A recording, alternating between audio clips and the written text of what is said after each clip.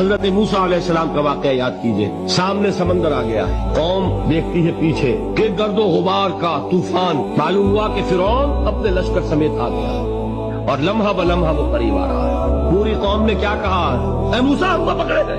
قرآن مجید میں تو یہاں وہ باتیں نہیں لکھی ہیں، لیکن تورات میں یہ درج ہے کہ بنی اسرائیل جھگڑنے لگے، دست و گریبان ہو گئے موسیٰ کے ساتھ، لڑ رہے ہیں حضرت موسیٰ علیہ السلام سے. یہ تورات کی تفصیل ہے. قرآن میں صرف اتنا آیا ہے، پریشان ہو کر انہوں نے کہا موسیٰ ہم تو پکڑے گئے. اس وقت موسیٰ کا جواب کیا ہے؟